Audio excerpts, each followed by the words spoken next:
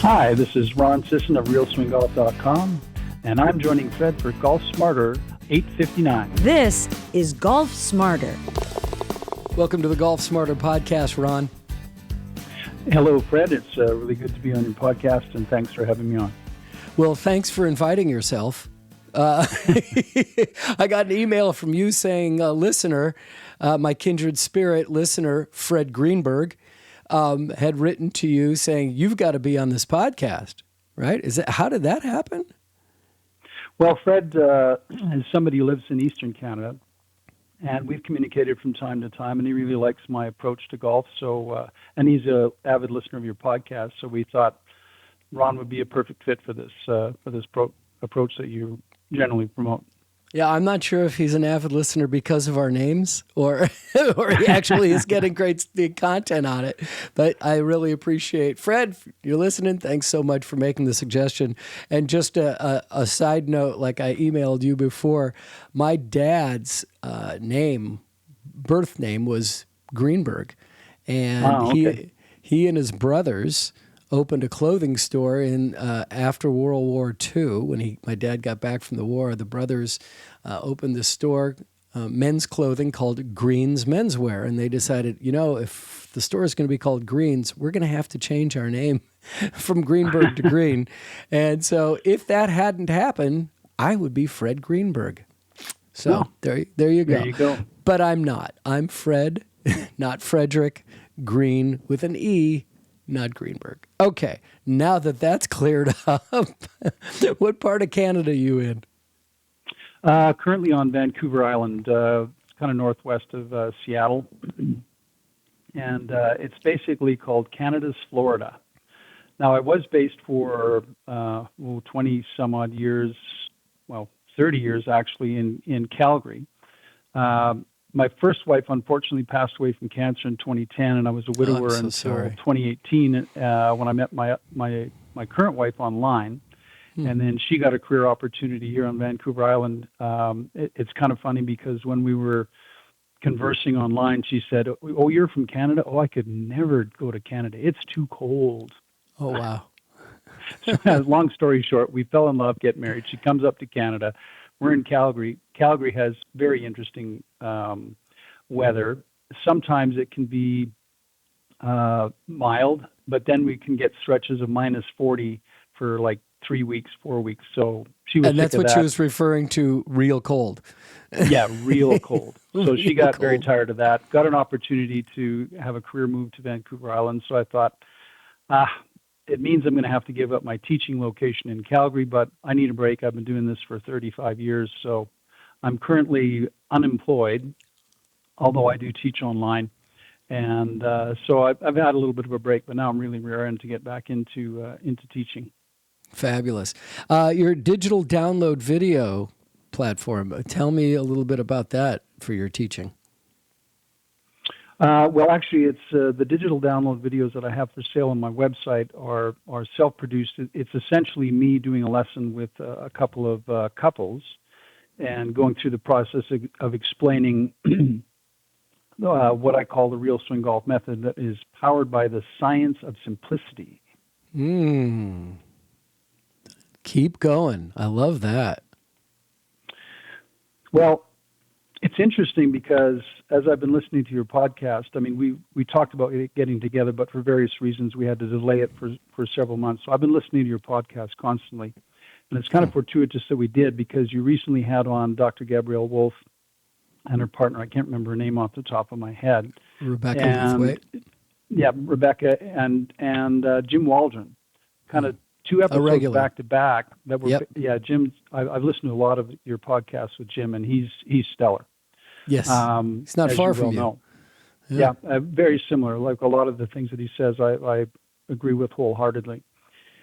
But essentially, those episodes, and then your kind of epiphany after listening to Jim, listening to Rebecca and Gabrielle, it's like, okay, so if I don't think about my body parts at all, I do much better.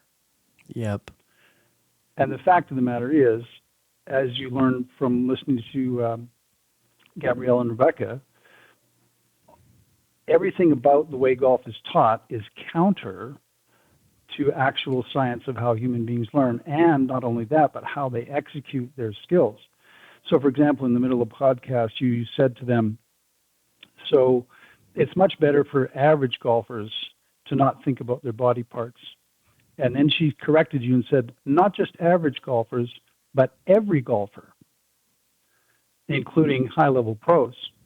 And here's something interesting. Just the other day, I caught Rory's press conference, and in it he said, if I can find that, at the end of the press conference, here's the question that the fellow asked him.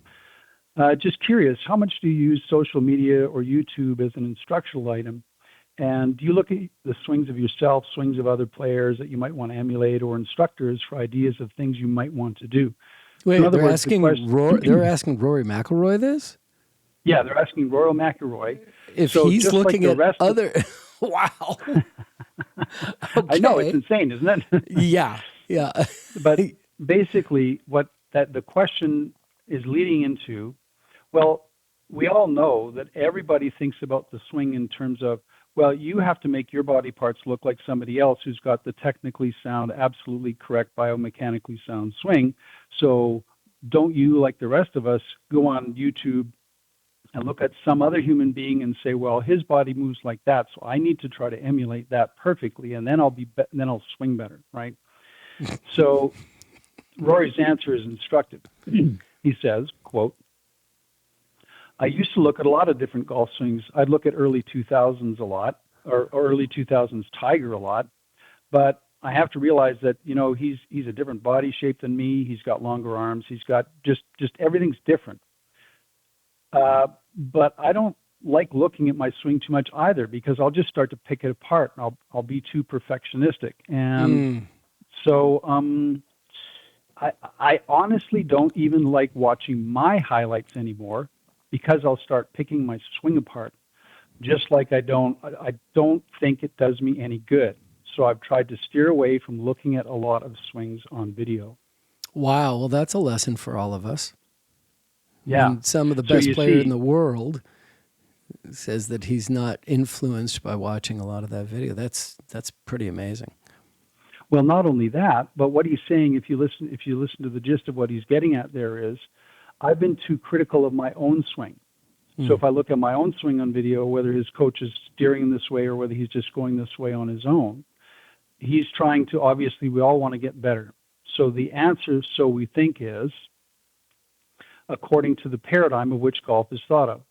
If you have correct grip, setup, posture, distance to the ball, and all the parts of you move in the biomechanically correct fashion, then that's going to lead to the consistent, good, solid strikes and accurate ball flight that you want, right? Mm-hmm. So it makes sense to then focus internally, as Gabrielle and Rebecca would say, on an internal focus on putting my body parts in all the right places.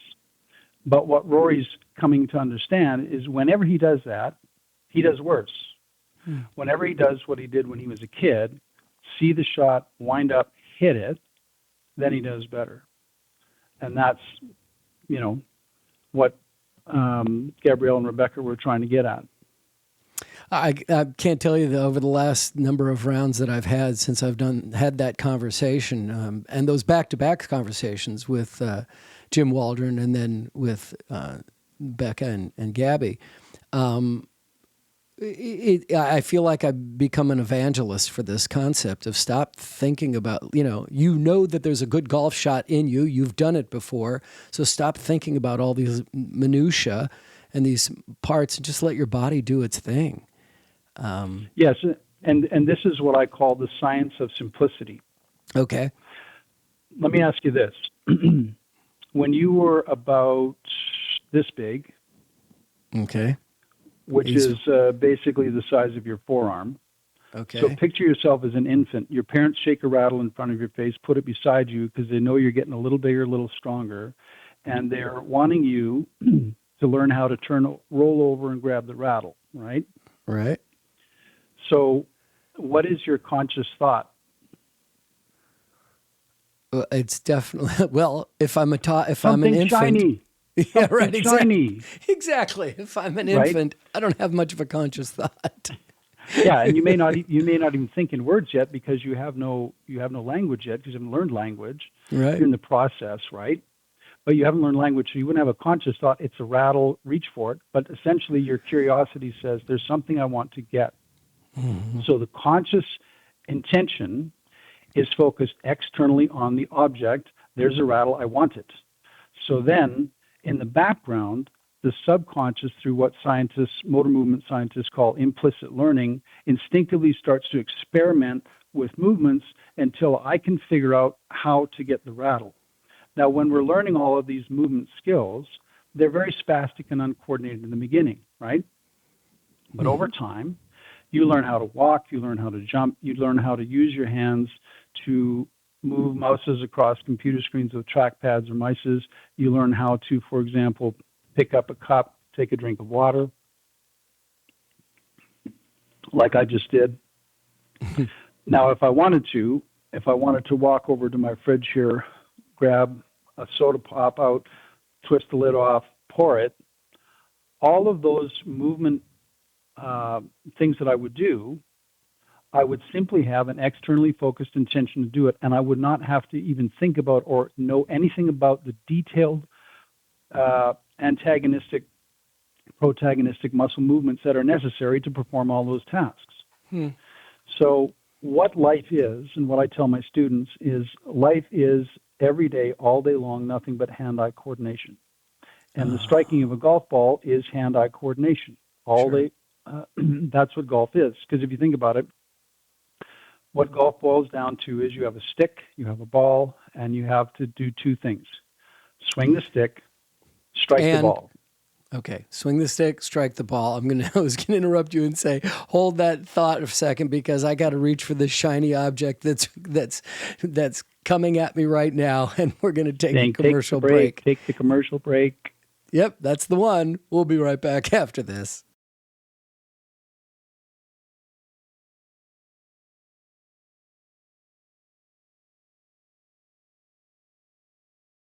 Let's get back to those two items. Go.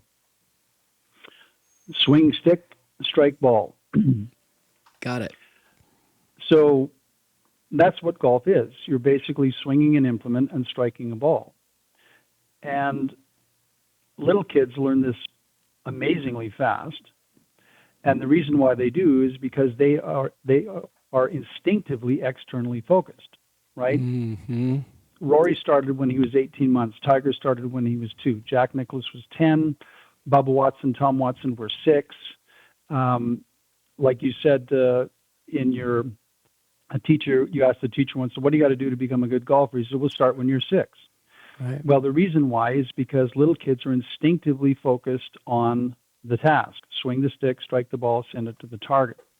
In fact, Bubba Watson, his dad cut down a 9-iron for him, showed him how to grip it, and said, son, head out in the backyard and have some fun. And gave him those little plastic wiffle balls with the holes in them. And so Bubba just goes out there and says, okay, well, let's whack this ball. And over time, he starts to see it curve. Then he starts to go, I wonder if I can curve it around the house. So just instinctively, imagine this little 6-year-old Bubba Watson just hitting shot after shot, seeing what it does, and then experimenting with how do I get the club to do what I need to do to make the ball do what it needs to do. And because he's 6, and because he doesn't have a teacher there telling him about the body parts, he, through his hands, he begins to sense and feel, what do I have to do with the implement at the end of the stick to make contact, number one, but also to influence the path and face relationship to make it curve. So Bubba says, no, I definitely do not have technical thoughts. Yeah, I've never thought about anything mechanical, where my body should be, my elbows, or anything like that. I just play golf.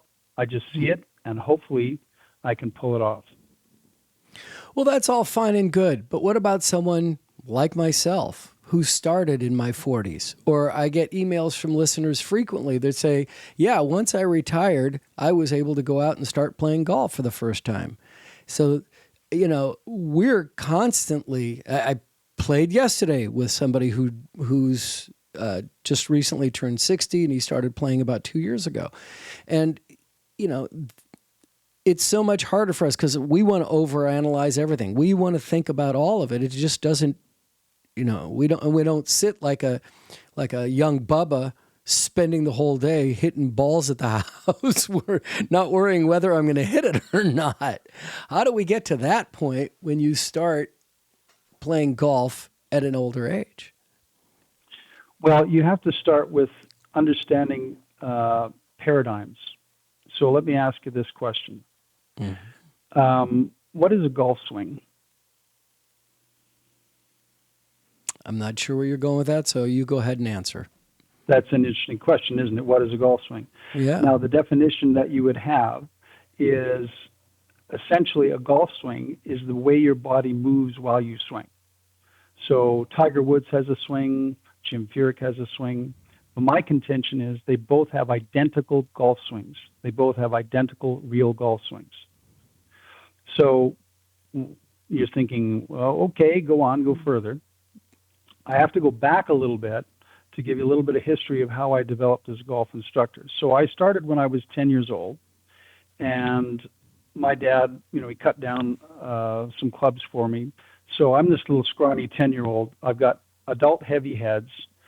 They're a little shorter, but he made them extra long because he knew I'd grow into them. So this little 10-year-old is trying to swing this heavy stick around him, and the head of the club is like the sledgehammer weight whirling around me. Mm-hmm. And all my brain perceives is I've got the weight of the club. It's whirling through the air. I'm going to strike the ball with it. Okay, so I instinctively started swinging the club with what I call a real swing.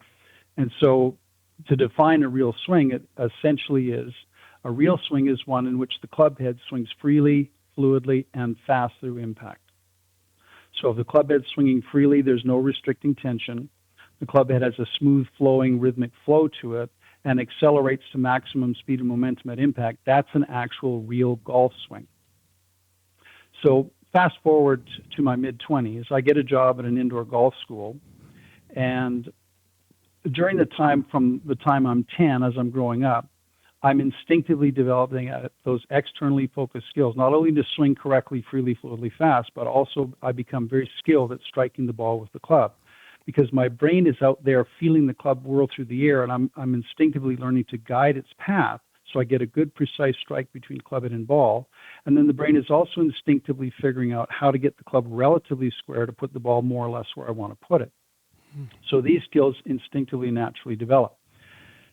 Then I get this job in an indoor golf school. I was initially hired to do club repair and make these component custom clubs that the golf school made at that time.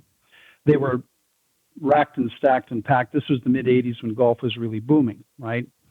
So the instructors at the school were all busy, so they thought, geez, we got so many students, we need someone else to teach. Well, he's got a pretty good swing. Let's get him teaching. So they said, teach him how to grip it, set up, stand, and then just listen in on us and you can learn more.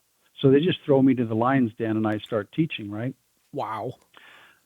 So we had an 8-lesson series at the time. So we would start with, here's how you grip it, here's the posture you need, here's the setup. Next lesson would be, okay, you got to turn your shoulders 90 degrees, arms should be extended, wrists should be in this position, not cupped, not bowed, etc. And then as we go through this 8-lesson series, we would gradually add the mechanical details of all the various parts. And we had this thing called a swing check system where people could come. It was a golf school, so you'd have a membership for a couple of months, and then you could come on a regular basis to practice sessions. We'd have these 20-minute, you get up and take a couple swings, and then an instructor will go through your swing with you to say, well, my instructor said to work on straightening out my elbow, so let's take a look at it, see how it's doing. So that was my process of teaching. But I was also part-time building clubs, and we were in this basement warehouse that had 8-foot partition walls with a 10-foot ceiling. So I'm listening in the shop and overhearing. There was one teacher, his name was Vance, and he was teaching differently. And he would tell people, they would come in and they'd go through in their first lesson, and Vance would tell them, after they explained, well, I think my swing is wrong here and my elbow's not in the right place here. There's something wrong with my swing. And Vance would look at them deadpan and say, well, actually, you don't have a golf swing. And, of course, this would take people aback. And then he would explain. And then he would explain, you see, you're talking about all the details of the biomechanics of your swing. A golf swing is where we create centrifugal force and we allow centrifugal force to hit the ball. That was his definition of a golf swing. So I'm listening to Vance, and he's saying stuff like, you want to swing the club fast. And I'm going, wait a minute. Everybody in my entire golf life said, take a nice, easy, slow swing. I'm going, speed. And then at the time, he got George Knudsen's book, The Natural Golf Swing, and George Knudsen talked about give up control to gain control. So what I'm doing is I'm listening to Vance teach, and I'm basically parroting everything that he's saying. So then I started to say to people, you know, they give me the rigmarole that my mechanics aren't right. And then I'd say, well, actually, you don't have a golf swing, just like Vance did. And most people would take that just fine. But every now and again, I'd get somebody to get right irate because they worked very hard on getting all of their parts in exactly the right place. Right. So then I started to soften the blow by saying, well, actually, you don't have a real golf swing. So hence, that's how the name Real Swing Golf came to be. And over time, RealSwingGolf.com. RealSwingGolf.com, exactly. Yeah, thanks for the plug. Sure. So, so essentially what happened was, over time, I took that foundation that I had with Vance, and with time and years of experience, all these little pieces and parts came together to what is now what I call Real Swing Golf. And it's only been in the last maybe dozen to 15 years that I began researching the Gabrielle Wolfs of the world and motor learning science and so on and so forth to realize the way that I teach golf actually is scientifically sound, whereas the way most people teach golf is actually scientifically unsound. So, but something about it resonates with the teacher, right? If it has nothing to do with science, it has to do with what they're used to doing or what they were taught, right? Which brings us back to what I was saying about the paradigm idea, okay? Golf has a problem. The problem is the ball sits still, and because it sits still, it lends into the paradigm that if I grip right, set up right, stand right, my knees are bent, I've got a certain posture tilt, my head doesn't move. If everything in the body parts move right, well, the stick should come right back to that same spot where it was sitting right behind the ball, and it should work, right? Yep. Then if it doesn't work, well, your head must have lifted, your arm must have bent, your knees must have straightened, hence the big three of the really bad golf advice. Keep your head down, keep your arms straight, keep your knees bent. And those ideas have never been correct. But there's that, the paradigm is, if I make all my body parts do the right things, the club will just automatically swing freely, fluidly, and fast and strike with incredible precision, and the ball will go far and straight. On the surface of it, that seems to make sense, doesn't it? Yeah, it does. And it's going to, but before you ask me this question, you know what I got to say? It's time for another break on the Fred Green podcast, Golf Smarter podcast. There you go. Let's do that.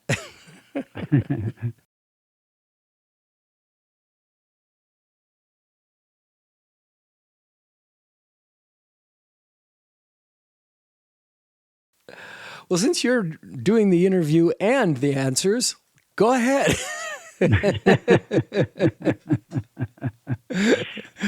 pick it up where we were. Thanks. I'm getting old, so where were we? We were talking about... I'm older, so you're going to have to fill in the blanks. So the paradigm. Right. So let me ask you this question. If I were to say to you, there's a particular star in the galaxy up there, and it's X number of light years away, I want you, Fred, to calculate the speed that that star must move at to make its circuitous orbit around the flat stationary Earth. Because you see, is common scientific observation, the Earth is really, really flat. You look out at the ocean, it's pretty flat too, right? And as we look during the day, the sun starts on the western horizon, it moves across the sky and goes down below. Did I say western? I meant eastern. Goes across the sky from east to west, and then once the sun goes down underneath the flat stationary Earth, then the stars come out, and then they orbit around the flat stationary Earth. So the entire known universe is orbiting around the flat stationary Earth every 24 hours. So what I want you to do, Fred, is I want you to calculate star X in galaxy Y, the speed that it must be moving at to make that orbit around the flat stationary Earth in 24 hours. Well, we're Would you want to not do that? advocating that the world is flat. Please don't go there and don't make people turn this off going, they're talking garbage now, saying the world is flat. Ron, help me here. Where are you going with this? I get enough Now, if trouble you from people. go ahead. I get in enough trouble saying things that I don't even remember ever saying. And like people write reviews going, oh, they're talking We're not. Now, if you and I were alive about 500 years ago, I was. Told you I'm older than you. I know, but maybe not that old. Yeah. So, in any case, if we were alive, if our lives happened more than 500 years ago, everything that you and I just talked about, we'd be nodding our heads up and down, going, "Yeah, that makes perfect sense." Because Right. the scientific consensus at that time was the Earth is the center of the universe, and the sun, the moon, and the stars orbit around the stationary Earth. Now, whether they thought it was flat or round, I mean, that's another issue. But we now know from Galileo, Copernicus, and all the science in between, that's not how the universe works. So the paradigm was completely wrong. So Right. if you tried to calculate the speed that star's moving around the Earth in a 24-hour period, I mean, how many bazillions of light years speed would that thing have to go to make its orbit around the Earth? If that old paradigm was actually true, right? Okay. Now I get where you're going. Do you get where I'm going? I do. So in golf, the paradigm says the way the club hits the ball is you pay no attention to the actual task of swinging the stick, sensing the club head's weight and path through the air, trying to accurately strike it like any human hand-eye coordination thing you've ever done. Don't do that. Instead, keep your focus internally on all of the limbs you have and make them behave properly. And when you hit it improperly, well, that's easy. Now we play the game of let's blame a body part. Yep.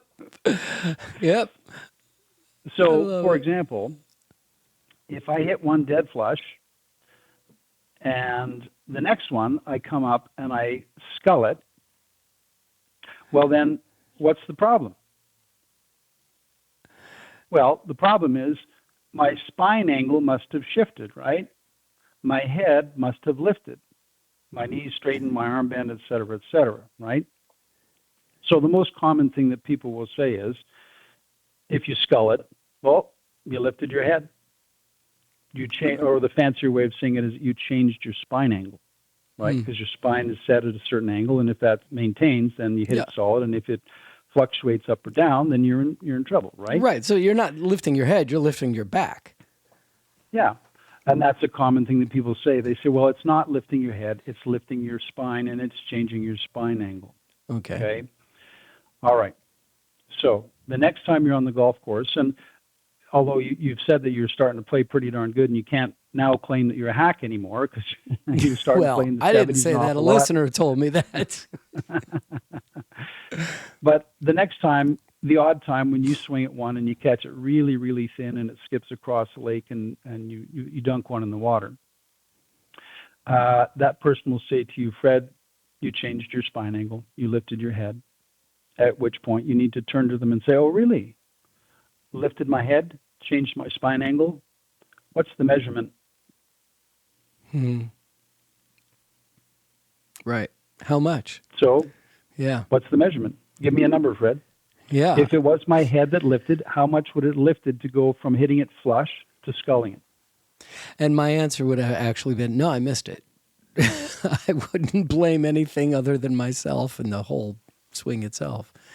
I don't have that metric. But you see, nobody thinks about this particular idea.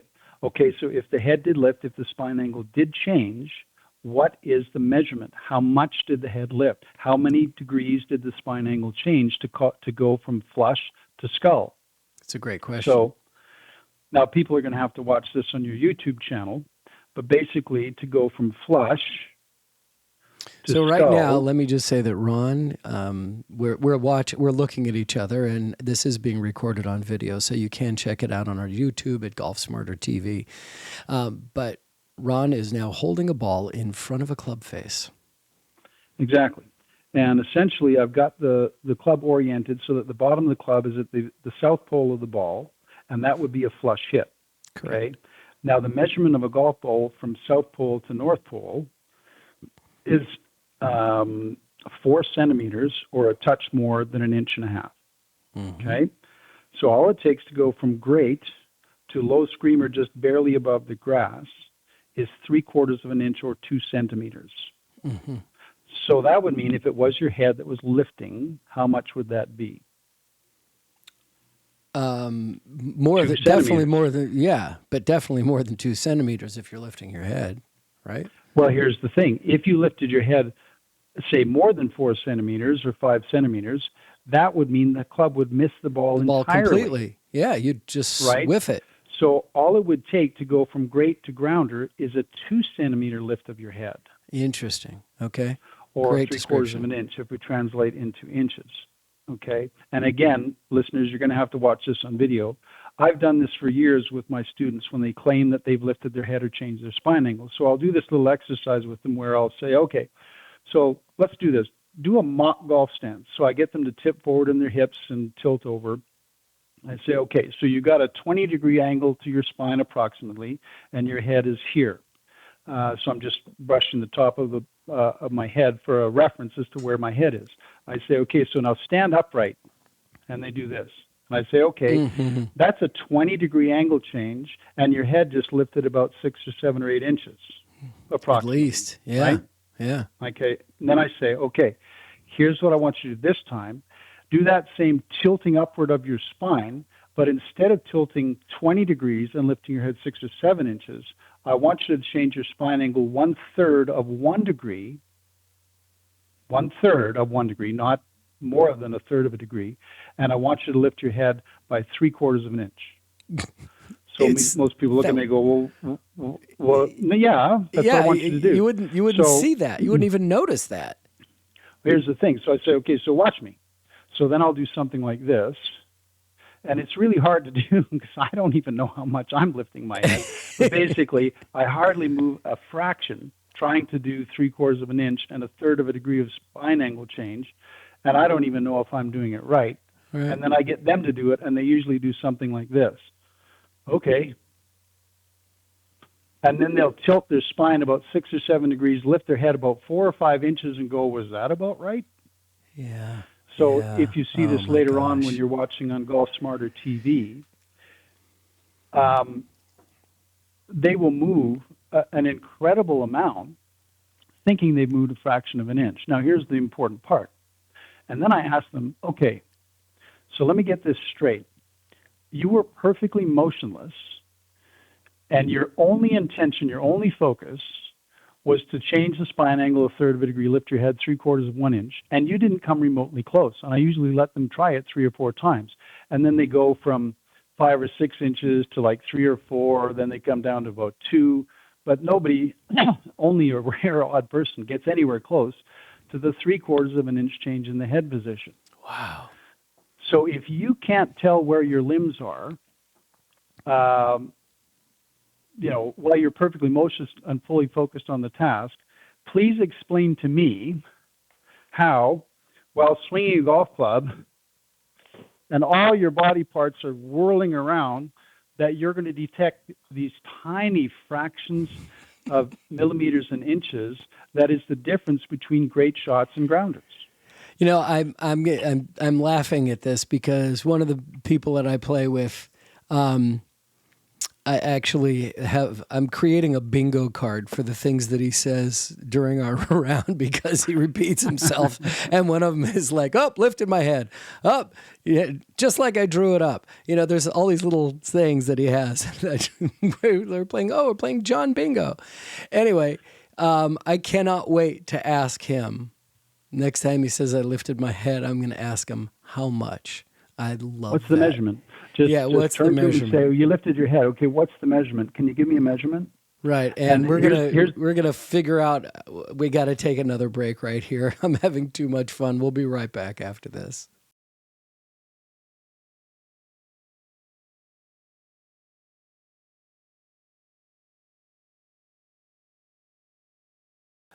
Right, Ron. What's the measurement?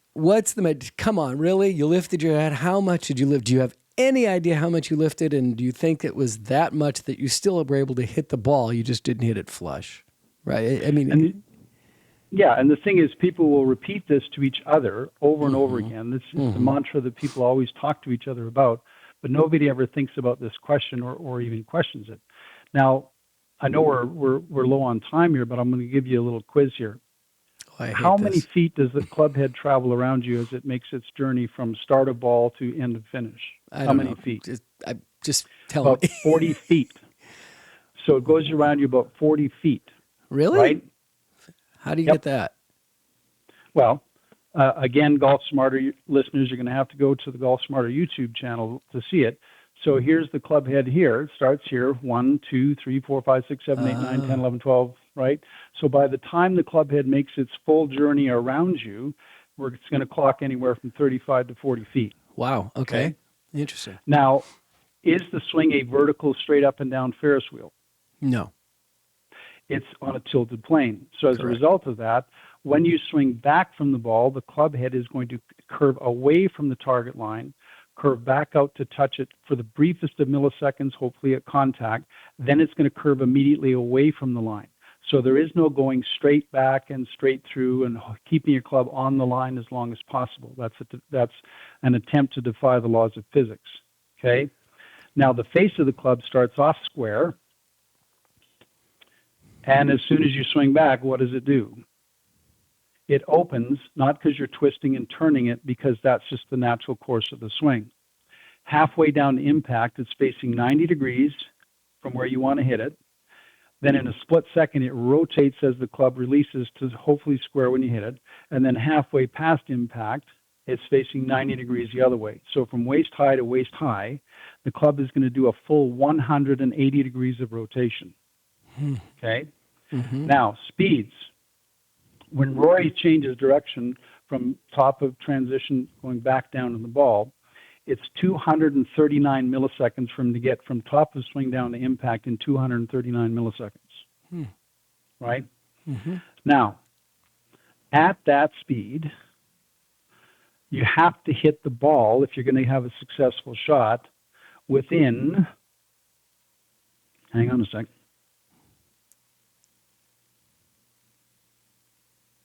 He's holding up of a nickel. Yeah, he's holding up a nickel in front of the a club face. In front of the club face. And what ends up happening is I do this to people. I hold it so that they see the full roundness of the nickel. Right. And then I trip them up and I go, this is the precision required if you want that nice feeling, wow, I just crushed that one kind of impact. Whoa. The thickness of a nickel. The circumference of a nickel is the outer edge of not too bad. So if I'm hitting on the outer edge of the nickel here, that's about 3/8 of an inch away from center. And as you're becoming a better player, you know that when you hit it 3/8 of an inch down to the bottom of the face, you just barely hit it on the bottom two lines. If you chose just the right club to clear the water, splash. Wow. So a mere 3/8 of an inch away from contact is going to lead to, oh, that didn't work. Now, here's the interesting thing about squareness of face. And this is something that people don't generally know. And that is, at impact, the club has to be square, right? Yep. Wrong. Whoop. You're asking me trick questions. Come on, man. You're my guest. At the height of the compression stage of impact, the club has to be square. So what happens when the club comes into the ball, there's 3 phases of impact. Initial impact, that's when the face of the club just barely touches the outer surface of the ball. Then the club and the ball ride along with each other for about 1/4 of an inch, a bit more than 1/4 of an inch, and the ball is compressing and flattening against the face. And in that time, from initial impact to compression of impact, the face actually has to be about 1/4 of a degree open at initial impact to then be square at the height of compression. Then, as in the next quarter of an inch or so as the ball is right along with the face, and the ball is unsquishing and then jumping off the face. That's the release phase of impact. The club has already started to close a quarter of a degree. So while the club and the ball are together for just more than a half an inch in that stages of impact, the club goes from a quarter degree open, square, quarter degree close on a shot that flies dead straight. Now, please explain to me how anything other than your subconscious mind is going to be able to deal with those variables. Right. See, this is why golf is so tough, because like the teacher said to you, you want to be really good, start when you're 6. Because those motor skills, that ability to sense and feel exactly how the club has to come into the ball, those are imprinted in the brain subconsciously with the top players in the world who invariably start the game as a very young kid. Then adults who start the game, they have no chance to develop these skills because what is everybody telling them? Don't pay any attention to the task of swinging the stick and hitting the ball. You need to make sure your grip is right, your setup's right, your posture is right. Look at Tiger on this side of the screen, look at you on the other side of the screen. Your problem is your body parts don't move like Tiger. So we just need to do thousands of hours of swinging drills so you look more like Tiger. Then your club will swing freely, fluidly, fast, strike with precision and squareness. Then you'll get the consistency you want. It's, to use a term, bass backwards. Wow.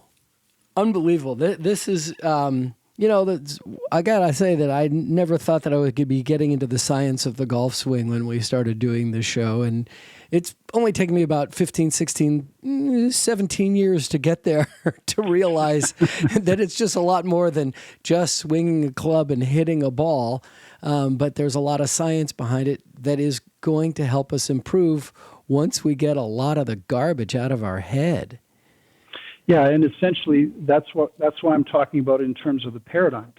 There's maybe across the world, there's maybe a dozen to 2 dozen teaching professionals like myself who see the striking of a golf ball as an action of human hand-eye coordination skill as opposed to an exercise in trying to make my body parts look like somebody else who apparently has the correct biomechanical motions. And I mean, the idea of that, on the face of it, is just absurd. Because in any scientific theory, the premise has to be pretty much solid with very few or limited exceptions. Okay? So the premise is you have to look like Adam Scott or Tiger Woods or you won't have the ball striking consistency. Who's the only man who's scored below 60 twice? I'm not sure. Jim Furyk. Okay. Jim Furyk scored a 59 in 2013, and then he broke his own record and scored a 58 in 2016.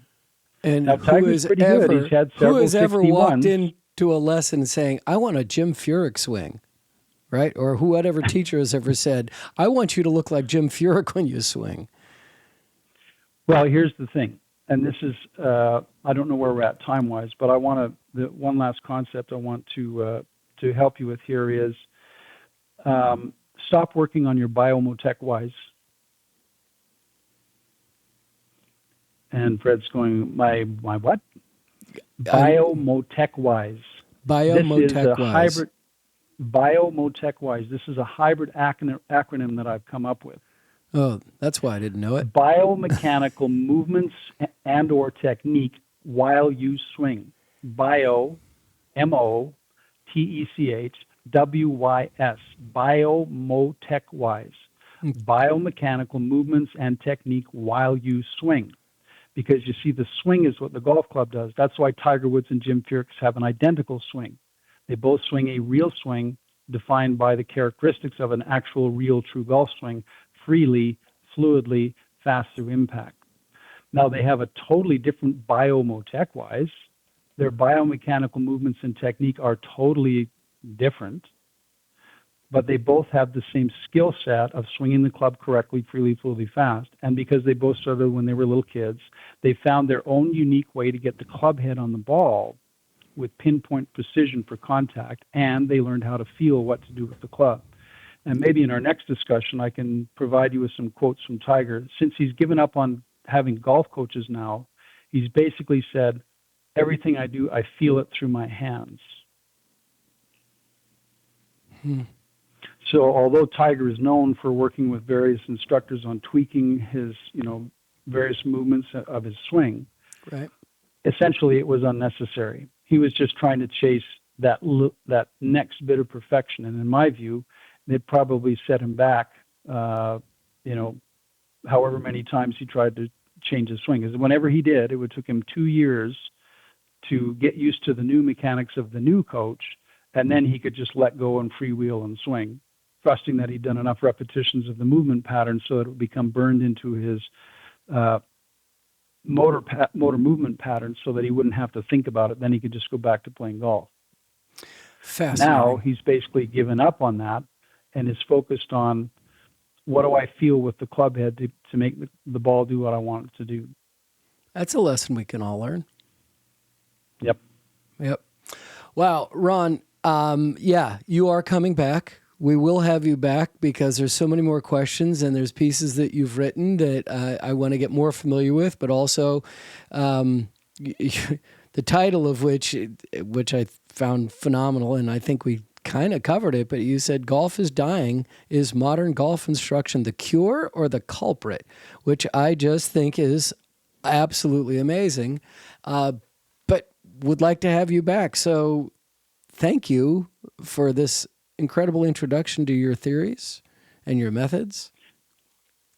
Excellent. Well, I really appreciate you bringing me on, and I hope you've had fun, and I hope your listeners will get a lot out of this particular session, and we'll discuss much more as we go ahead.